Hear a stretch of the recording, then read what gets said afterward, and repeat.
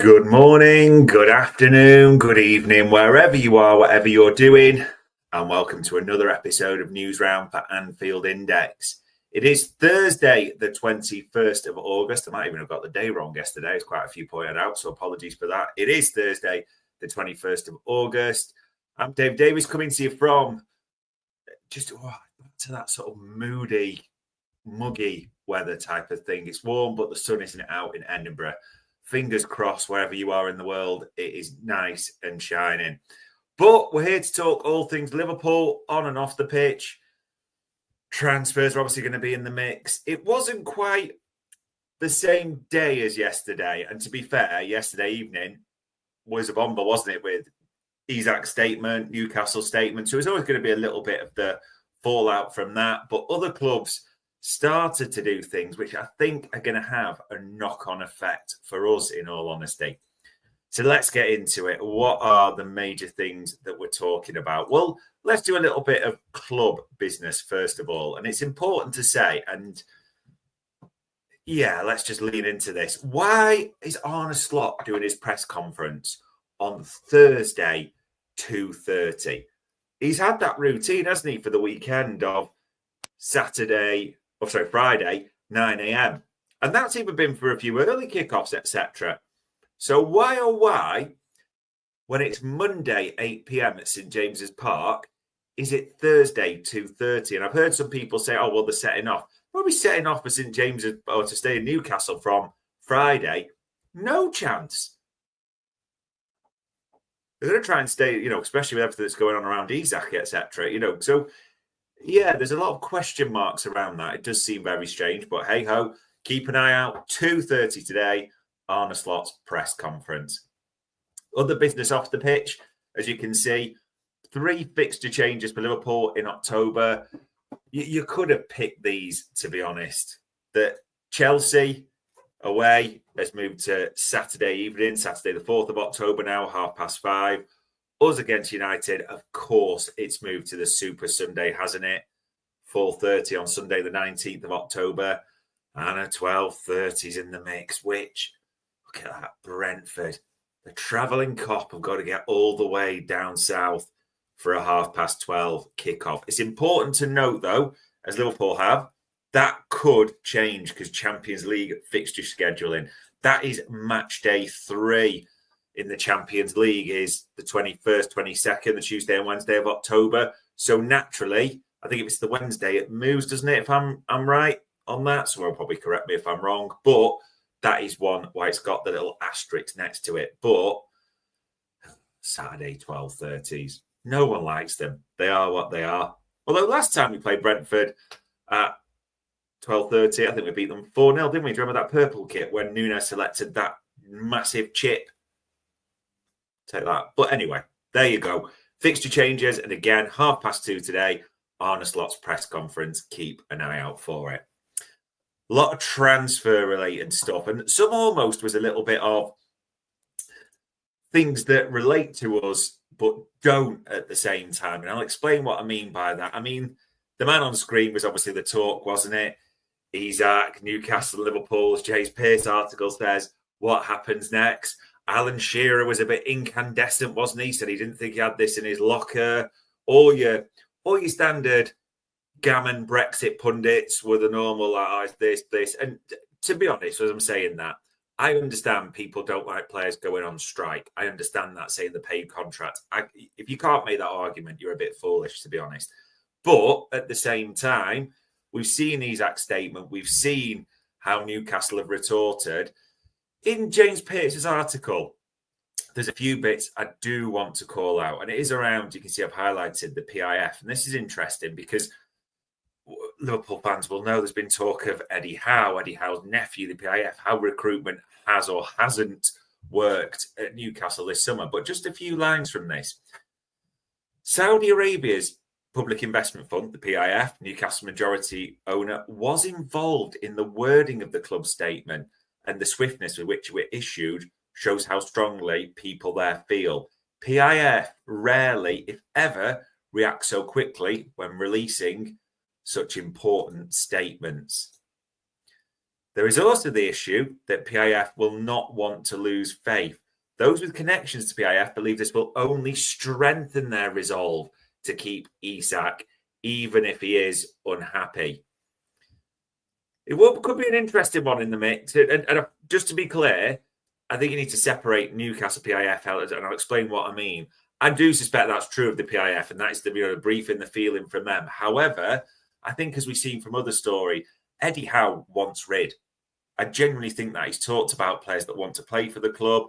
I've made my feelings clear. I do suspect he wants to move on. And as a few have suggested, Geordie Link journalist as well, there is a split in the camp as well, isn't there? That some might be with Isak, some might be against it. So, it'd be interesting to see. And people are still split of what yesterday's statement means in the long run. It's important to mention Keith Downey from Sky. He was saying on Sky Sports that if Newcastle do get Johan Wissa, there may be a decision to made with, and and people have alluded to it, Anthony Gordon being able to play as a false nine, Jacob Ramsey coming through the door from Aston Villa. If Liverpool were then to, discuss that potential 130 million, which is the fee that just keeps coming up time and time again, you do wonder about this a little bit. But hey, this will develop nothing today. Saying that famous last words, who knows, we might release a statement or bid. Maybe I'm playing chicken with clubs. But I don't think this develops at all today. Arne Slot will probably get asked about it in his press conference. He will probably, meticulously shoot it down, move on. And there we go. But it's Newcastle away on Monday, isn't it? So I can't really see anything developing there. What maybe keeping an eye on, the attacker on screen, Rodrigo, the Brazilian international, Real Madrid, not played a minute for them. All the suggestions are that he wants away. And this is an important story that came out on Goal yesterday evening. Rodrigo's agent jets in. The Real Madrid Stars representative set for meetings with Manchester City and Liverpool, both monitoring the Brazilian winger. So, while the old fox of an agent, hasn't he? Pinija Javi set to jet in. But this is important to say. There's been various reports because it is linked to Savinho moving, leaving for Spurs. But I don't know if that could come on the table again, as we know why. But Pep had seemed to, but all the reports where that was done. So that was a big question mark. Yeah. As it says in the article, Liverpool, on the other hand, have also joined the transfer race as they identified Rodrigo as a direct replacement for Luis Diaz, who joined Bayern Munich earlier this summer.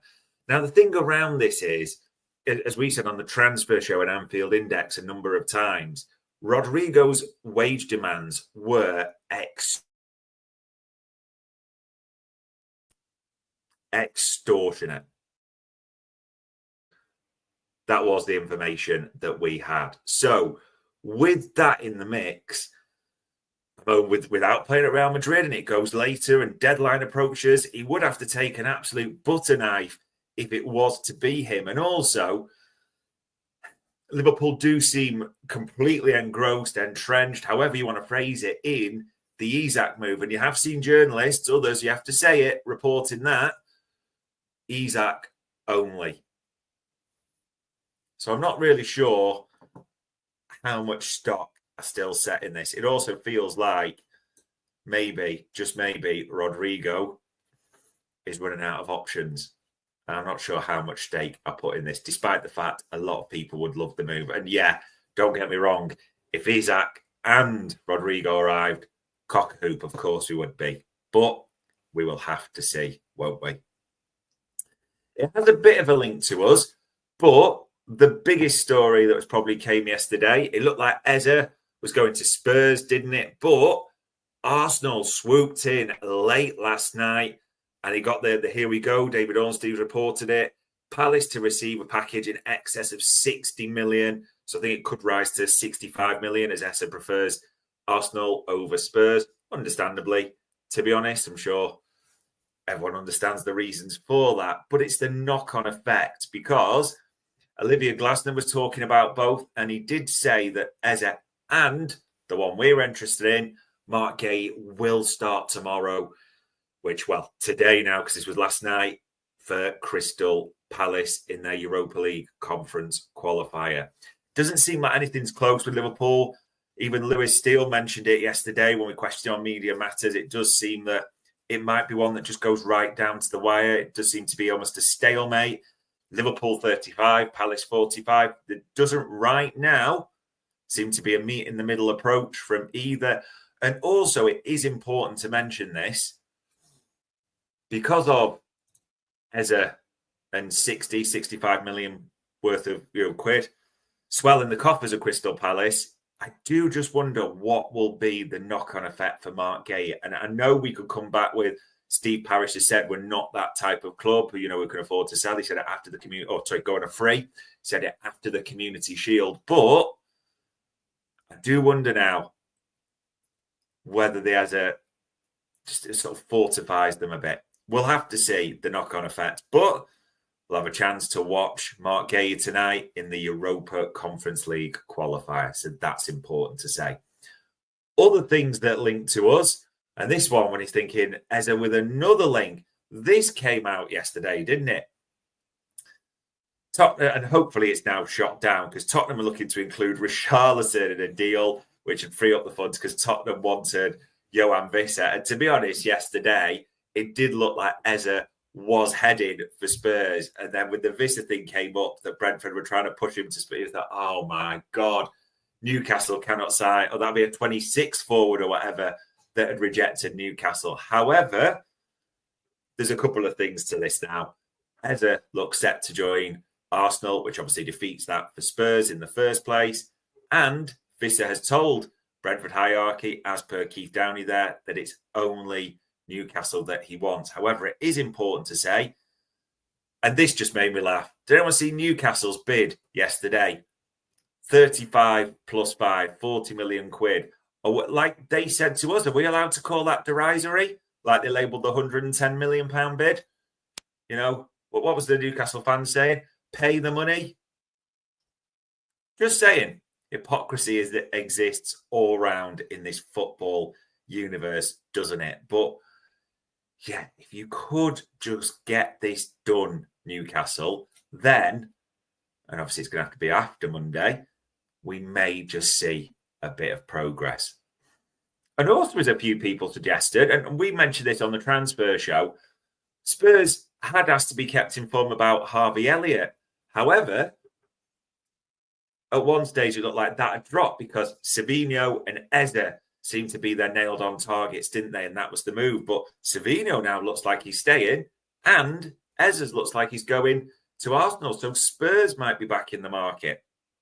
However, Florian Plettenberg did tweet this last night. Harvey Elliott is Leipzig's top target still to replace Xavi Simons, who is set to move to Chelsea after the Bundesliga opener against Bayern.